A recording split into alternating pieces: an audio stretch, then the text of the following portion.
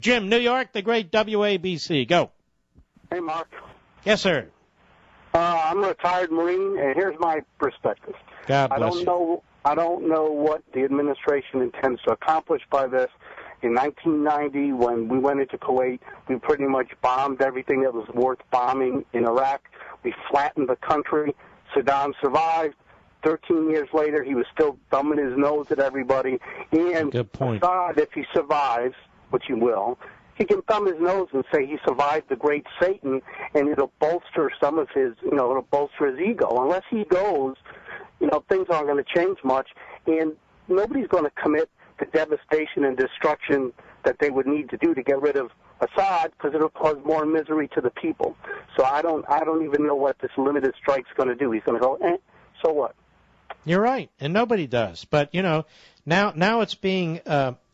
This is what I mean. He's got people all over TV now. What's the issue? This. So we got to help Obama. We can't allow this to go on. We can't.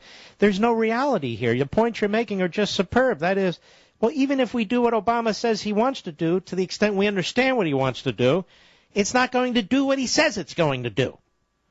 You're correct. And not only that, now the argument is, do you stand with the military? This has nothing to do with that.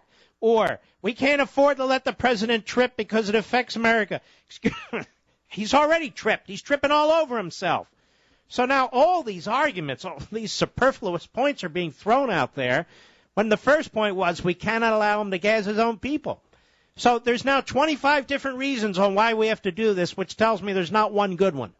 Well, the other interesting thing I always thought is one of the arguments, when we went into Iraq the second time, and people say, we didn't find anything there. And there was always a thought that maybe Saddam sent his stuff to Syria. It's kind of ironic that now Syria is gassing the people, and you got to wonder sometimes if any of the stuff that Saddam got rid of, or allegedly got rid of, ended up in Assad. It's what Assad's using. Yeah, who knows? But on the other hand, they have a way to make it themselves and ship it in from other places, too. So whether it's that or some other stuff, at this point it really doesn't matter. Well, all right, my friend. Thank you. Got to keep rolling. I appreciate it. Good points all.